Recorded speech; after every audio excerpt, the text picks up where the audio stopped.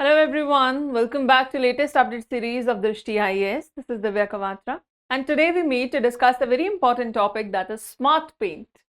Yes, this has recently caught attention because it has been released by the collaboration from Sydney. However, the important thing is that the smart paint comes with the solution to the scorching heat that we are facing today. Yes, ever felt that your roof should have a coverage through which the sunlights cannot pass, and then you will have colder environment inside the house? Ever thought of that? Like, why don't we have a layer that we can put up there so the roof doesn't get heat up, and then our house doesn't get heated up, and then it is not so damn hot? Yes, exactly. That is what the solution is: smart paint. Okay, what is happening? Why is it in news? Let's talk about it. So, University of Sydney, working with a startup that is Dewpoint Innovations, together they have developed experimental smart paint. It has not been released yet. It is not commercially available yet. Okay, it is not commercially available yet, but they've released this for tackling rising temperature. Along with that, it won't just control temperature, it will also help you in water storage. Isn't that something? Yes. How it works? Let's find out. First of all, this smart paint is a layer. Okay. This smart paint is a layer which will bounce back. Okay. It will bounce back 97% of the sunlight that is hitting it. Number one. Okay. It is bouncing back the sunlight. That way we are not trapping much of a heat, because if we bounce back, that means we will stay cold.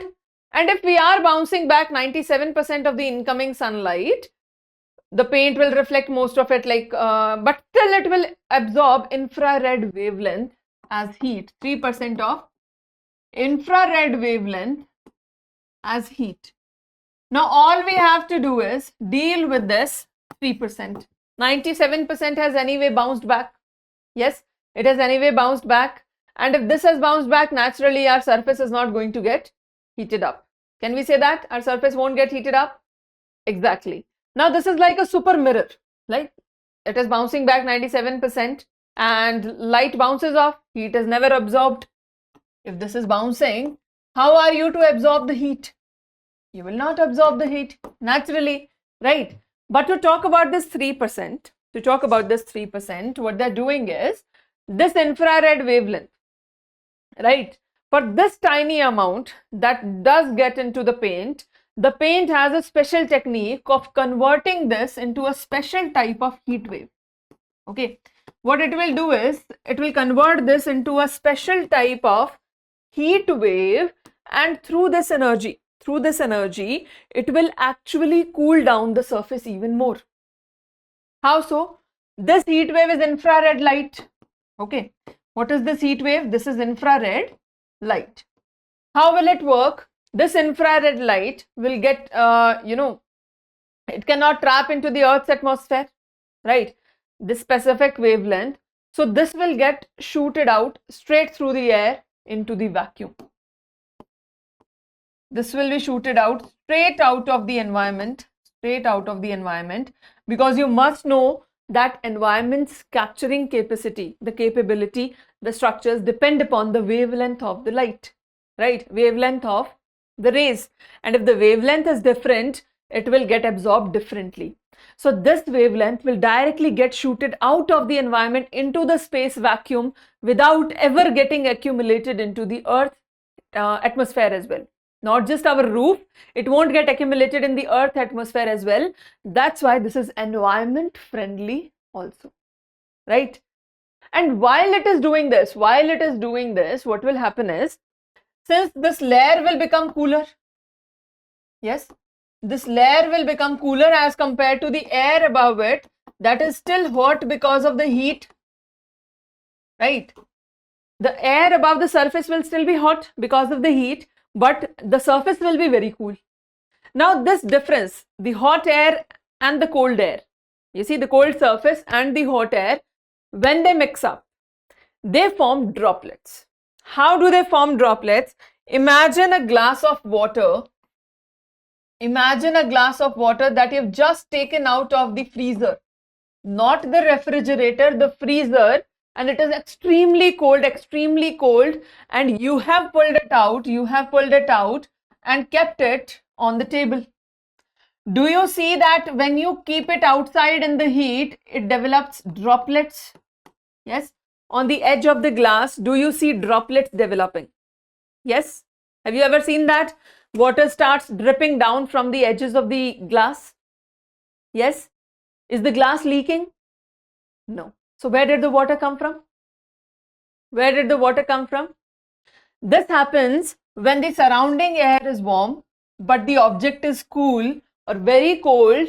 They get together. This condensation leads to the forming of the droplets.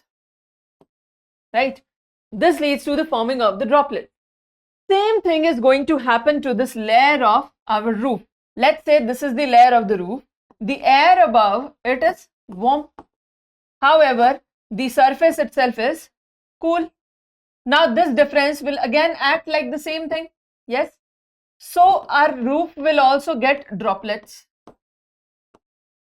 Yes.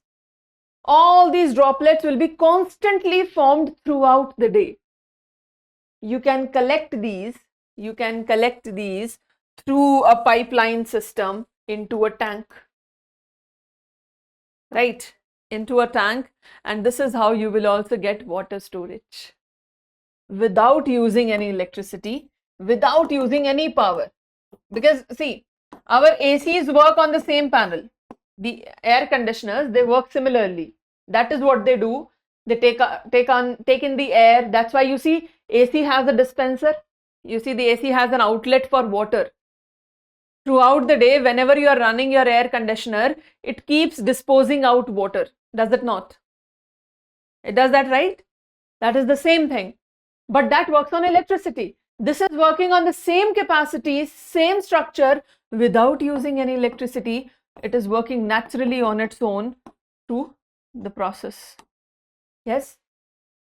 So it is energy safe, environmentally safe, and then ultimately providing us the much needed cooling down of the surface. Yes. Yeah. Through the dew point, like this glass has reached its dew point. This is what we call the dew point, right? The dewy structure that comes, that is the dew point. And this surface also gets its dew point. All right. That is how it works. Is that clear? Yeah. Let's get into the specifics. So passive daytime radiative cooling, how are we doing this? This is the process where surface spontaneously cools down by reflecting solar radiation. If we are reflecting solar radiation, that means we are not absorbing it. If we are not absorbing it, that means we are not getting heated up, right? Very simple. Exactly. So this uses the atmospheric window. There is an atmospheric window. Why do we call it atmospheric window? Because atmosphere has a window from where you can directly throw back something out in the space vacuum without getting it trapped into the atmosphere. That window is the wavelength. Okay, atmospheric window is the wavelength between 8 and 13 micrometers. If your wavelength is this, you have a window, you can directly go into the space vacuum and you won't get trapped in the atmosphere. By using this, we can directly keep it into vacuum and not heat the earth up, right? And then water harvesting, we already did that, dew point, and that way we have our water without any electricity, compressor, machines, nothing. Natural process.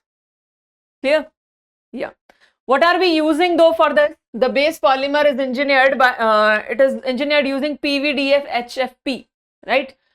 Polyvinylite, sorry, polyvinylidene fluoride co-hexafluoro, what do we have? Propylene. Okay. Please remember that.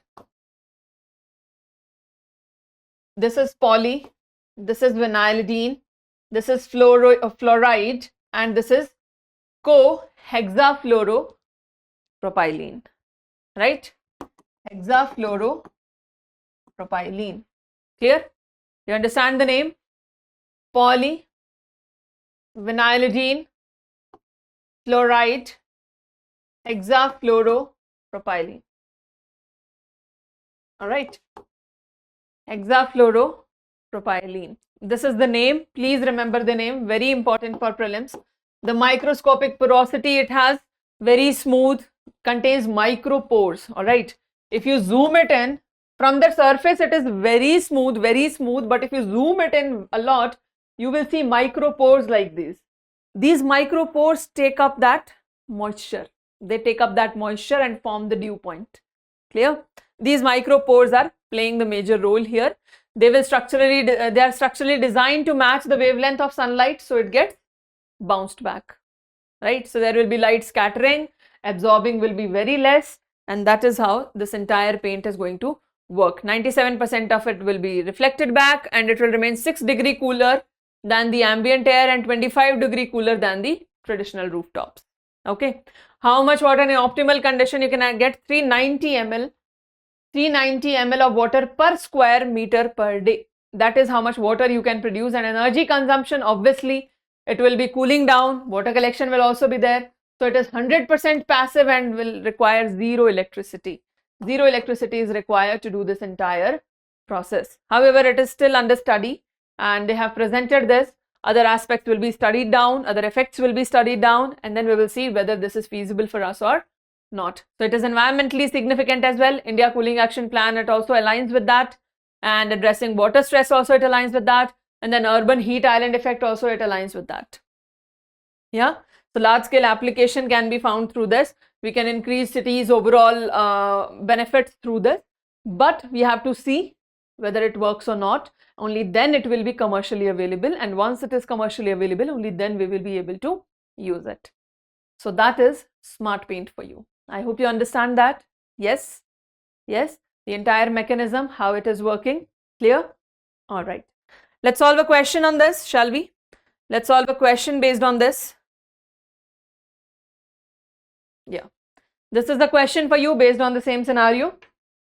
All right. Yeah, you pause the video, you see the question, and you give your answer in the comment section. That is all for today. Thank you. We'll see you in the next video. For more informative content, like, share and subscribe, and do not forget to press the bell icon to get the notifications.